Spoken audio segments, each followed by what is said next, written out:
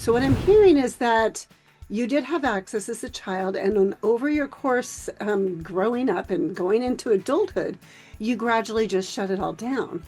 Between the two, I started watching my own mind and kind of watching my own programming and seeing where it was defective. Did you, if in reflecting back on it now, and then the work that you do with guiding others, like, do you see somewhat of like the steps or the questions or the process that you went through? When you're able to oversee that level of detail and then see like the actual millisecond where you get into your own way and the emotion or the internal that actually caused it.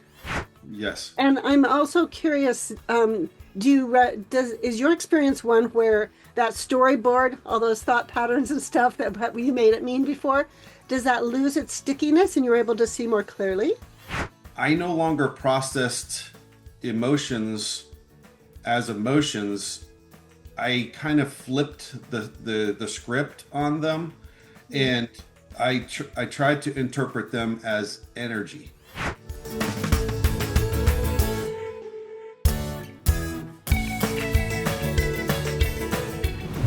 Welcome back to the Healing You Method podcast. I'm Gail Donohue, and we're here with Gloria Lybecker, and we're very glad you're here with us. And today, we're honored to welcome someone who brings a very unique blend of heart, high performance, and deeply attuned presence. Yes, our guest, Doug Giesler, is a top-selling, award-winning South Carolina retailer. Let me back up a minute. He's a realtor who has sold over 140 million and achieved diamond realtor status for many years running. But what truly sets Doug apart is the depth of his inner work and the generosity of his spirit. And Doug is also an international best-selling author, educator, and coach who helps people unlimit their limits by transforming restrictive beliefs and embracing conscious, attuned living. His work integrates mind, body, and spirit to create harmony and successes with inner peace. And Doug's warm presence, his refreshing outlook, and his commitment to empowering others have inspired so many. And we are delighted to explore his journey and wisdom with you today. So I'd like to begin here, Doug, with recognizing your extraordinary success in real estate, and also your work as a coach and educator. So when you tune into this journey that you've had, what feels like the beginning of this path towards attuned living? Oh my goodness. It happened in a flash, quite honestly.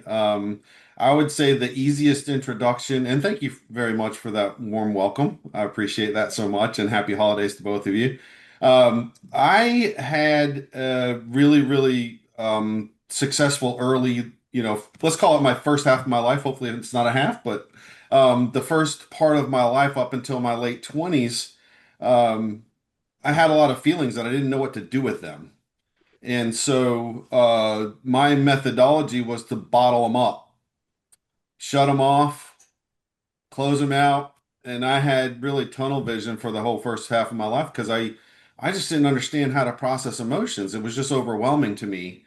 And so you get to a point in life where you can't do that anymore.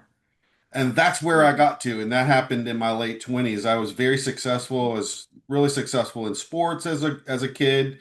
I was really successful in my early career. I've always been in sales and just, award after award. And this is not to, to brag, but I was always very successful. And then something happened where, I just hit a wall and I couldn't bury those emotions anymore.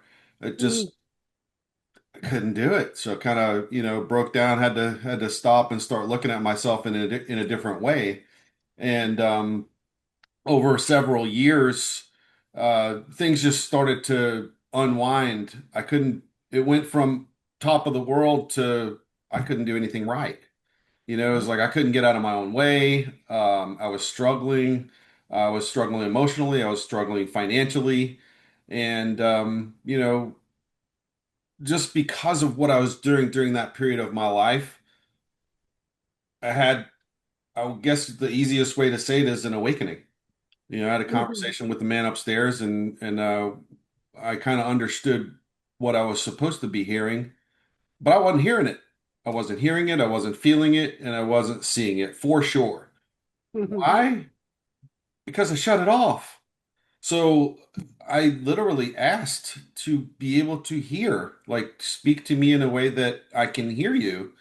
And I don't care whether you call it God or the powers or the universe or whatever name you want to give it. Um, I can tell you that it exists. Yeah. And so when I say it literally happened in a flash, it happened overnight. I mean, the Wow. whole backside of my neck and back lit up. Mhm. It was like on fire, and the experience. I mean, I can't even describe the moment of bliss, but it was like overnight. And then when I woke up the next day, I could Wow. see, I could hear, and I could feel, and it was like, okay, all the emotions, all the information, all the data was flowing in, and once again, I was back to that childhood moment where, like, over the course of my life, I'd shut it off. Well, now I was forced to confront it, and so So I over, want to I want to just slow you down just a minute because this is sure, really, really huge. And I want to just slow it down to acknowledge that moment. So let me reflect what I'm hearing and see if I'm capturing it, okay? Mhm. So what I'm hearing is that you did have access as a child, and over your course, growing up and going into adulthood, you gradually just shut it all down. And then you started to slide back away from the successes you were having, and you recognized that you weren't open, that you were suppressing yourself. You were suppressing yourself, and you also recognized that you didn't have access to the divine. Correct, And you did recognize that there was to be a connection there, but it wasn't there. So it sounds to me like it was in the nighttime that this revelation or this communication happened, yep, and that you had this conversation in a different state. So if you look at the different frequencies, the different states, yep, you went down to the different states where you gained the access down into the gamma. yep. The Yeah. conscious mind was shut off. Yep. And you had this very visceral experience Uh, that was just, it's really something that there's inadequate words for. I can't even explain it. It's sending tingles up the back of my neck right now, and my arms are like goosebumps because that awakening, I can't even describe it. It was the most powerful thing, and then the continuation of that, being able to see but not understanding how to process the emotions and the information. So all of a sudden, all these data streams are coming in. I don't know what to do with it, so I had to learn. And so, but the information came through too. Is like, listen, Doug, you've been shutting off these emotions your whole life, and I understood that now. Like I didn't understand that the day before, but I Yeah. understand that now, and it's like, okay, your emotions are here for you to, understand yourself and process and work through and grow through and learn your life lessons. And if you don't learn them, they're going to come back. They're going to be harder, not softer. They're going to be more difficult, not less difficult. So you may as well process them now.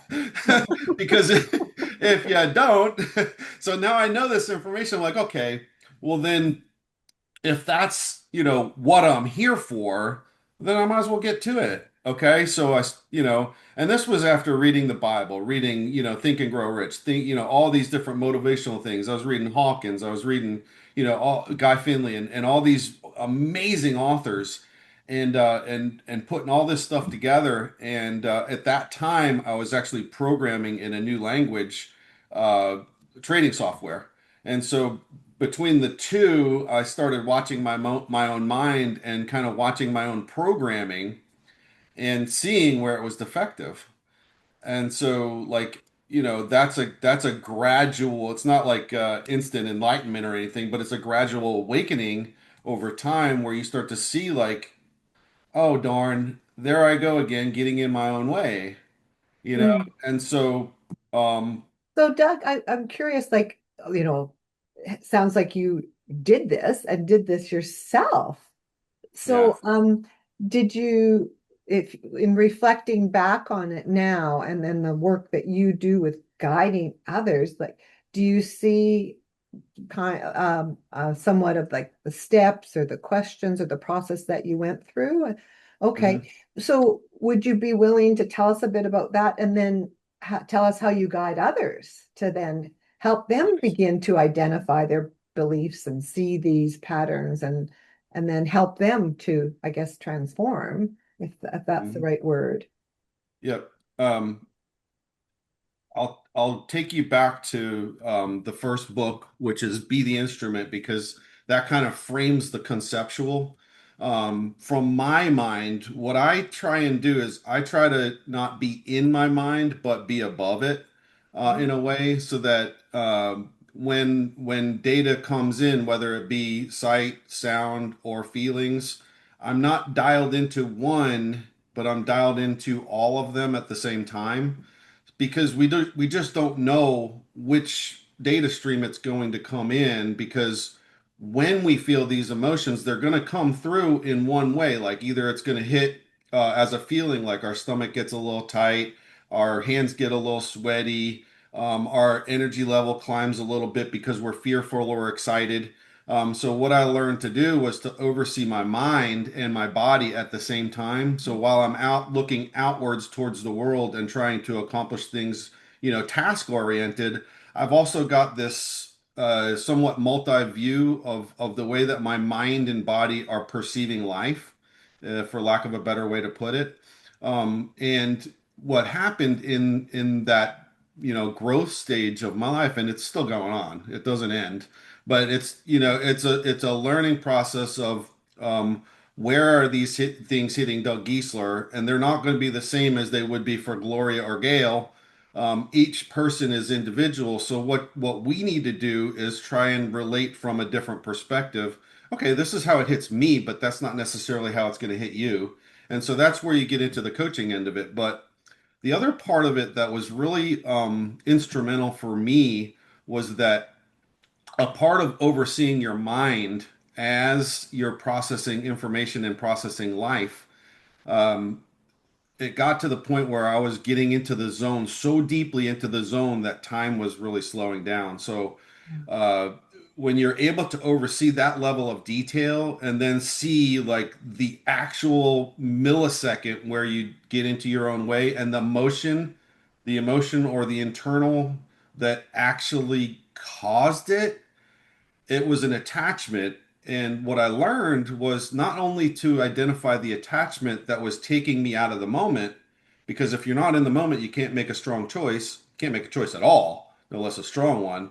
But what I was able to learn was what I call the overseer of my mind, which is a hugely elevated awareness perspective that allows me to stay present in the moment. Because if you're not present, then you're not able to make a choice that will affect the future that you're wanting to create. And so that's what we're here for. The things that we're motivated by, excited about, that's going to lead us to our life lessons. And that's kind of what I learned. Life happens Yeah, for us, not to us, right? So, right. Yeah. What I'm hearing you share here, just slow it down for our listeners to just kind of take it in a little bit. yeah. Is you develop the capacity to witness yourself, to be an Mhm. observer, to Right. rise above. You're actually using what I would call alchemy, that the Hmm. lower energy is happening, but you're rising above it, which then that allows it to transmute. And you were able to be in that place of observation Hmm. in order to witness all the different pathways that are in your human form, and then to identify and name by recognition what is that pattern that's showing itself, that keeps this repeating, so that you were Hmm. then empowered to take an action that was in service of your higher self, in Correct. service of your purpose. And Yes. that was like microsurgery in a sense. And yet, Yes. when you are have that, you're in that zone, as you said, Hmm. it's true. Time really does slow down, and you're able to take action that's so much more effective, Hmm. so much cleaner, if you will. Yes. And I'm also curious, is your experience one where that storyboard, all those thought patterns and stuff that you made it mean before, does that lose its stickiness and you're able to see more clearly? The story doesn't really shape you as much? Um, yes. Because the attachments soften. It's not that they're Yeah, the not there, attachment. Right, they're there. um, They're always there. Yeah. Yeah. but they soften. Yes. Yeah. Like your actual identity is what the edges, like the edges of that identity, the things that we call me or I Hmm. or however you want to refer to is definitely softer. And the other angle I think that was really, really critical for me was that I no longer processed emotions as emotions. I kind of flipped the script on them, Yeah. and I tried to interpret them as energy. And Yeah. so when you get an energetic uh, incoming data stream, then my job is to process that and turn that into a positive action in my life, a positive action, positive decision. Because what I really was struggling with at that time was fear versus desire. Yeah. Want versus don't want versus don't want that. And what I realized was that there's several things that are going on in my mind specifically. I would make a mistake, I would get mad at myself, I would get frustrated, I would be in the past. Hmm.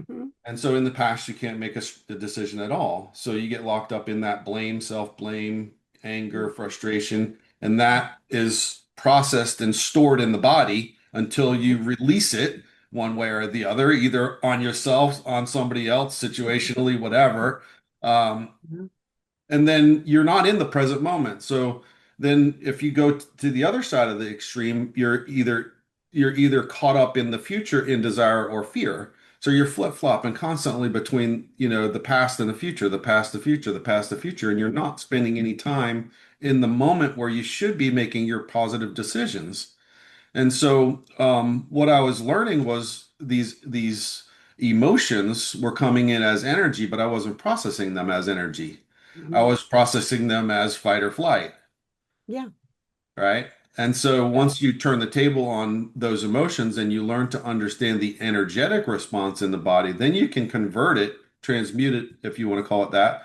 And then basically you're changing that energy from its raw form into a digested, usable format that your body and mind can use. Because if you really look at the content of fear, it's got a ton of energy in it, It Mm. does. Yeah. right? But I wasn't using it as energy. I was using it to stop Hmm. Yeah. or go I love, around or yeah. avoid, right? Yeah. I love that word that you just use, that digestion of it, of that Yeah, energy. Yeah. Do you, yeah. yeah. Um, do you have tools that or processes that you support others with recognizing it? Because I'm imagining not everyone has it with overnight having such an awakening, and Yeah. you're having to guide and support them along the way to have more of this realization and transformation. Yes. Yeah. So it is a gradual process. This is something that typically doesn't happen overnight for people, but when you get into that zone, that flow state where you're actually able to recognize these things, what happens at first is you start to recognize the behavior, you recognize the emotion, you recognize the energy, but it's always after the fact. So instead of moving from, anger, frustration, and blame and putting yourself in the past, I learned through forgiving myself that it's okay to make mistakes, and in the process of not, because their mind uses blame so fast, Oh, it Mm. does. Yeah. you have to be faster. And what I learned was that love is faster and Mm. self-love is forgiveness. And so your tool is self-love. But I actually called it the F word, forgiveness, is the second book that I wrote, because Yeah. forgiveness is actually your tool that allows you to let go of the past and gain presence. And then the third one was what I use as a kind of a buffer to the future, and that's the F word, faith. Because faith and trust are your core, um, let's call it an attitude for a better lack of a better description, but that's your buffer to the desire and fear that toggle you into the future. So if you're able to trust, really knowing that this life that I'm living is being brought to me by me for me every moment of every day, Mm, then why am I not trusting the future? I need Mm. to be present to actually be able to perceive the things and the data streams that are coming in. yeah. Thank you for sharing more detailed your how you're holding that. That's the structure or the container that I'm hearing you have been able to develop for yourself in order to track the complexity and Mhm. simplify it. And at the same time, what I'm also imagining is that that is a process that's where you were saying we need to slow time down in order to allow ourselves, because I know for myself, being trauma informed, that when trauma is present, and most humans have experienced it, whether or not they are aware of it, there's a trauma pull. It's like, oh, Doug, I want that yesterday. Mhm. And Yeah. there's this, Oh, this, like, gotta get in there, gotta do it now, gotta do everything now, now, now. And now I'm not present either because I want it yesterday, and tomorrow can be different, but I'm not present. Yep. Can you yeah. speak to how do you coach someone in those, like if I'd shown up and say, Doug, how about that now? I mean, what would that Yep. look like for someone to recognize what those next steps might be, that possibility? Yeah, absolutely. So here's how it worked for me, and I think this is similar to how it works for other people too. And that recognition is the beginning stage, right? Recognizing that you saw something, you saw it, what it brought up within you that actually caused the reaction that got in your way, pulled you out of the moment, right? As that happens, you obviously did not step up to that moment because your mind and your systems were not quite ready for it yet. So what happens is you start, it's kind of like on your radar screen now, right? So you're Yeah, watching for it. And then the next time you see that, the next time that similar situation comes up, you see it faster, right? yeah, So yeah, and then, you might have still missed it. You might have still made a mistake, but you got closer, right? And so what's happening in my opinion, and in the best way that I can explain it is that each time you catch that faster, and each time it kind of becomes a little less of an internal reaction, it softens. And then sooner or later, you actually catch it in the moment with your presence because you've allowed that time to expand. It gives you that extra millisecond to respond to life, and you get the lesson, right? As we get these lessons over the course of many years, they're a little bit more complex. They hit you a little bit differently, right? So you learn the lesson multiple ways in multiple situations and you get better. And as a part of this process, what happens is our our frequency, if you will, elevates. yeah, And so, as our frequency elevates, and this is kind of where you get into some quantum physics and stuff like that, that I'm actually writing about now. But as you get into that, what actually happens in perception is you actually have more time, like the gap opens up where Mm. you have more time to respond because you're calmer, you're processing better, your system is more elevated to be able to handle the different pressures that are coming up in life. So it's not that you have to learn every lesson because you have to learn it specifically. It's that your system is actually growing to be able to handle more energy. yeah, And as that happens, the different things that are coming in as data, your system's able to handle it, process it, and turn it around within to positive outcomes, positive decisions, and Mm. eventually you get to the point where like you see so much, you're just like, oh my gosh, I can't even believe like the level of perception that happens through these eyes and through these feelings from what I used to just completely shut off. It's amazing. Yeah, that is amazing. So does And that help you understand? Does that give you the what you're asking about? Because I'm not sure No, I quite. just want, no, no, no, that was perfect. It was just slowing it down so that people could begin to resonate with the experience more, step into the different possibilities in that field. Yeah. Yeah. So for me, the big one was fear. And when I finally understood that you need fear to conquer fear because it gives you the energy you need to step above it, it changed everything for me because that was the big one for me. But it's not just fear, it's all the emotions because they hit us differently. And we need Mm, to understand how they hit us, how this body perceives it. And then frustration doesn't climb and you don't build until the straw that breaks the camel's back.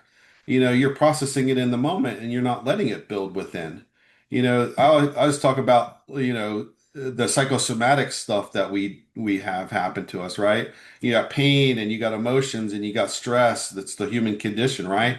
But if you're processing in this moment everything that you need to process, well, then you're not carrying that baggage through the rest of your life. It's processed, it's done, and you move on to the next moment, which allows you the ability to stay present for this moment. You're not mm. going to the past. yeah. Well, I think I need to do some practices with you because that's what was happening for me last week with the stress and the emotions building up, and then it, just finally like took me out. Yeah. I couldn't operate, couldn't stand without feeling like I was going to fall over.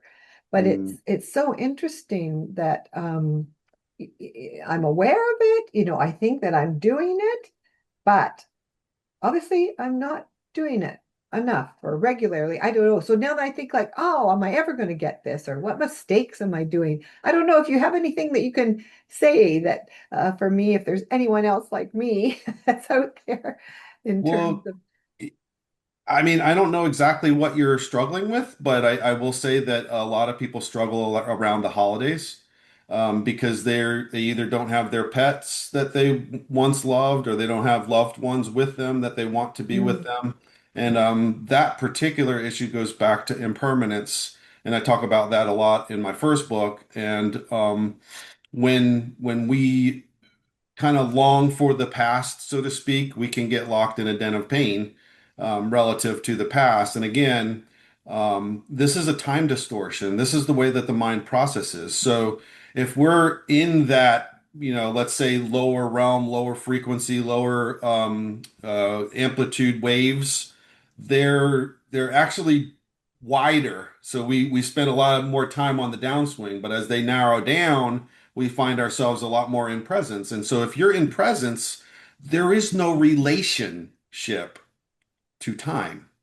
Presence mhm, doesn't allow it. So you oh, can't be fearful. It doesn't exist in presence. You can't be sad. You can't be suffering relative to the past because presence doesn't allow it. Presence doesn't have time. It's timeless. uh, So if you really look deep, there is a time component to every suffering and every pain that exists in human form, in my opinion. It's either anxiety, fear, worry, something towards the future that's attached to time, right? Or we're suffering because of regret, loss, guilt, anger, whatever, towards something in the past. So there's right, literally a time component to it. right, So we have an attachment to one or the other, and some people are more geared towards the past, some people are more geared towards the future. So we have to find out within ourselves what's the belief structures that are within me that either allow me to smile or don't, because your smile is really the indicator on whether you're feeling good or not, right? So that's kind of my internal. It's like, okay, well, I'm not smiling, why not? Right? well, that's Okay, interesting that you said that because I was in my next question I was going to ask, well, how do you kind of know if you're out of attunement with, yourself? And so you're saying for yourself that you Yeah. check in with your smiling. Yeah, and Yeah. your overall ease, you either have dis-ease or you Mm, have ease, right? So peace, the peace of all understanding is really understanding ourselves so well enough that so well that like really nothing can take us off balance. Because when you're balanced and energized, nothing's going to take that smile from your face. So that became a challenge for me. It's like, okay, well, you can't knock this smile off my face. Go ahead and try. Mm. Well, so one of the things I'm hearing in Gail's questions and in your responses is there's a true need out there for people to be accompanied, for them to have an experience with a trusted other that accompanies them to develop their awareness, to recognize in the moment, to bring them into that place that's timeless, Mhm. that allows them to then experience something they didn't know was possible. And Correct. that actually, with the neuroscience, allows them to go from the fight and flight, which is the brain in the palm of the hand, the limbic system takes over, Yeah. to have a surrogate prefrontal cortex that comes alongside, helps them come back, and they develop a new neural pathway. And Yeah. over time, that gets to be a thickened highway that allows them to come back on their own. And that's so key. And so Yeah. I just so grateful to both of you for really highlighting that because, as you said, especially over the holiday seasons or any for each person's body has their own unique experience. There might be a different time frame that your body recognizes the time frame and you're not consciously aware of it, that these patterns can begin to surface. Yeah. And so if you could speak a little bit more to that about how you accompany people, what that space might look like. Yeah, actually, I think I have this gift to be able to put myself in other people's shoes, Oh, uh, an because empath. it's not about me. Yeah, I can feel it too. Sometimes that's not so great, but Yeah. but yeah, it's asking the right questions to try and understand how they're processing information, that data that's coming in. You Mhm. know, it's hitting a wall, getting dissipated, hitting a wall, getting internalized, hitting a wall, getting, that wall is us. So that energy, it has to go somewhere. So, it's basically trying to find out where's this energy going? Are you internalizing it? Are you offloading it? Are you in self-blame? Are you in, punishing yourself? Are you offloading it onto husband, wife, dog, whatever, which is probably not good. But not being critical, but the answer is in how that data, how that information is being processed. And if it's being processed, it's really just asking the right questions. Well, Mm. go ahead, Gail. Oh, yeah. Well, yeah, I was going to say that that's so interesting. So do you do things like thinking about processing it into the earth? Or like if it's going to go somewhere, I'm just going, okay, you name those key things. All of them aren't so good. Right, Because right. I know I'm spending, a lot of time transforming that self, doubt, blaming and looking at those patterns. So, where do you think? What do you support people with where it goes? So for me, I think we have to use it effectively in our lives. And so I have heard and I've, been around the let's ground ourselves. And there is something to be said for that because going outside, being outside for some people that works, take your shoes off and ground yourself in the outdoors, put your feet on the ground, and that works for people just to ground them as far as like, the earth and that energy. For me, though, it's more about, okay, what is the energy? Let's identify it so that I can use it. Because I'm either going to take that energy and understand it so that I can use it, or I'm going to take that energy and not understand it, and then it either lands on me or it lands on someone else. So, and I don't want to be that reflection of bad energy to put it back out in the world. I don't want to be where it ends.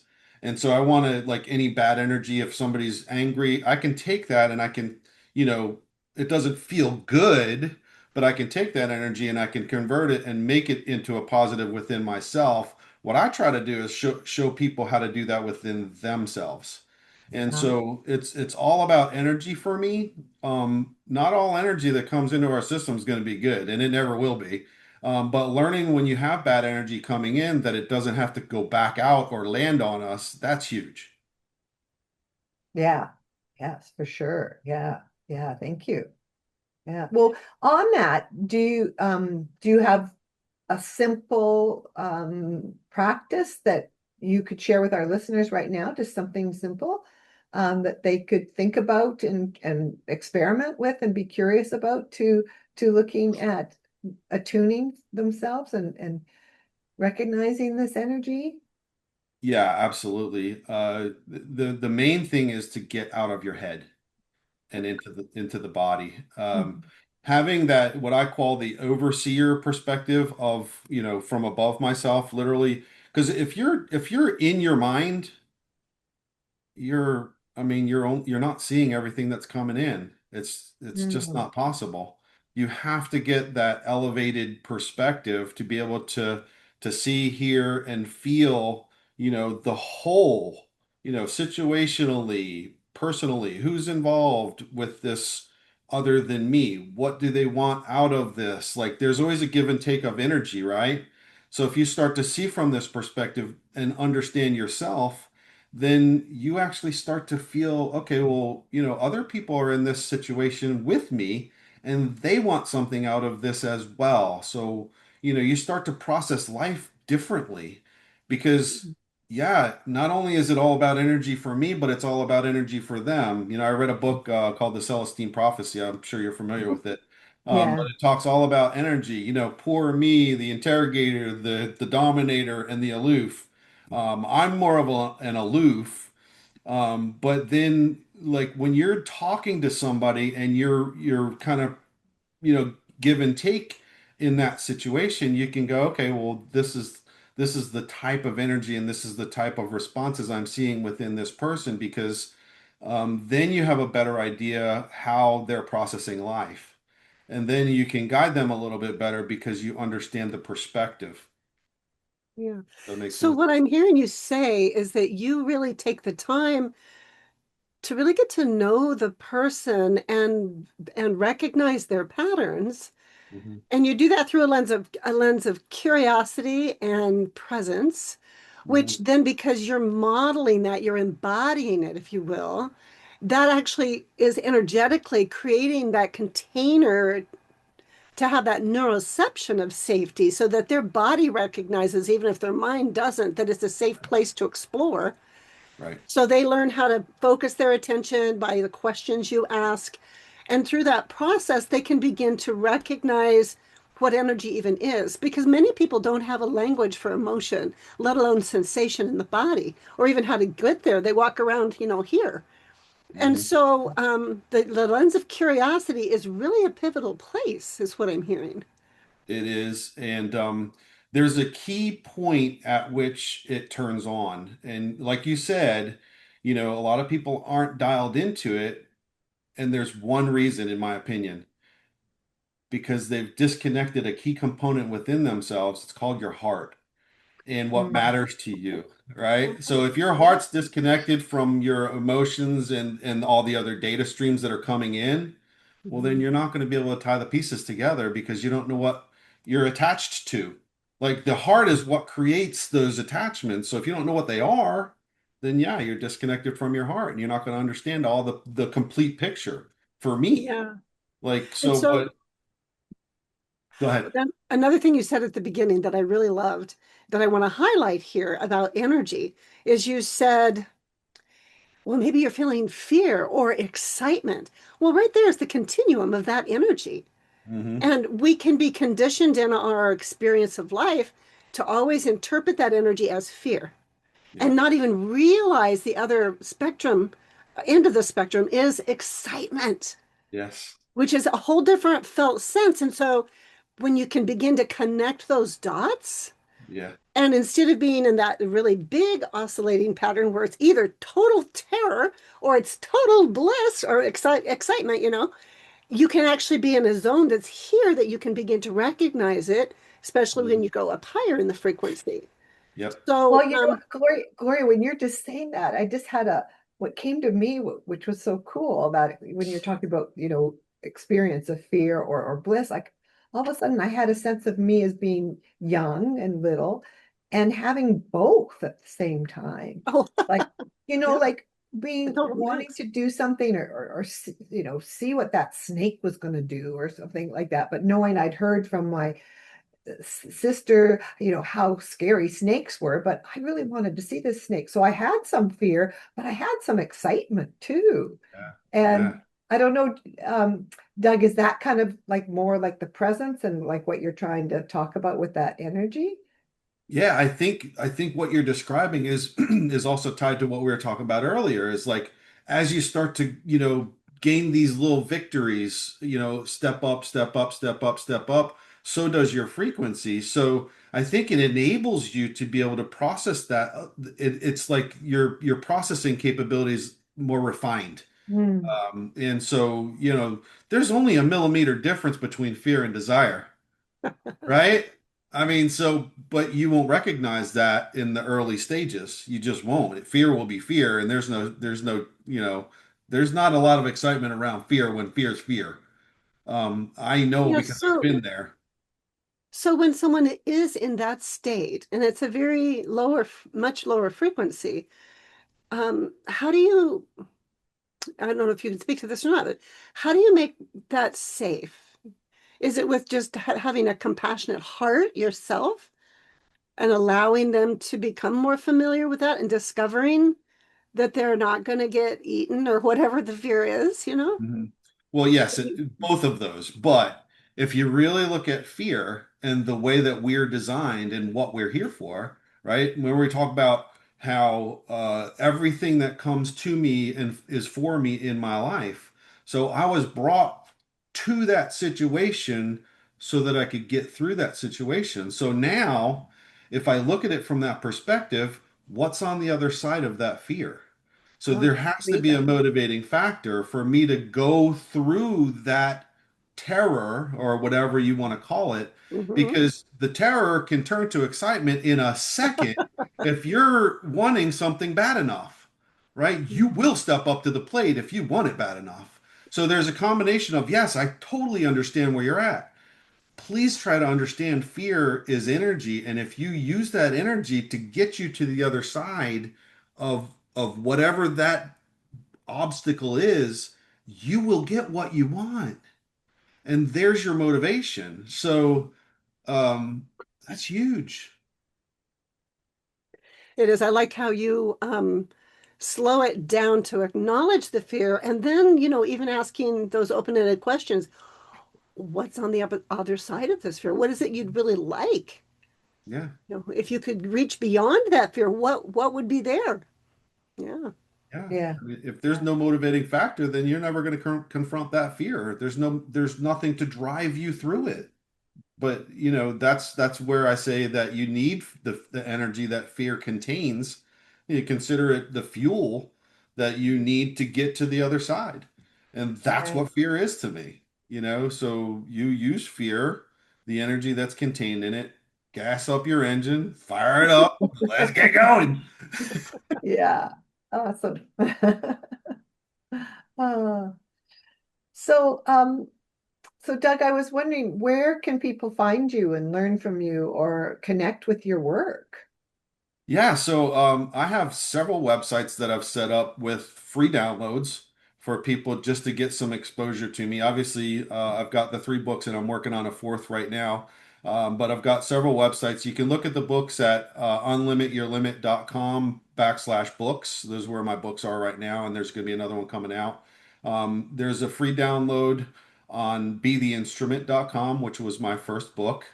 And then there's another free download, the 7-day Faith Accelerator program for that's kind of designed to help you understand the faith book.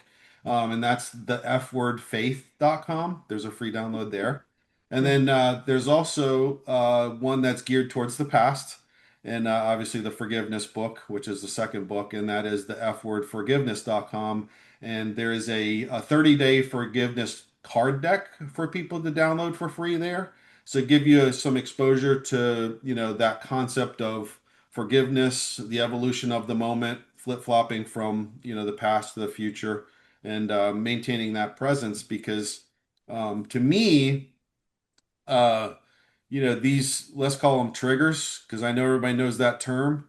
But if you consider a trigger not a trigger, but a portal to the new you, Oh, I like Hmm. that. your Yeah. perception changes completely.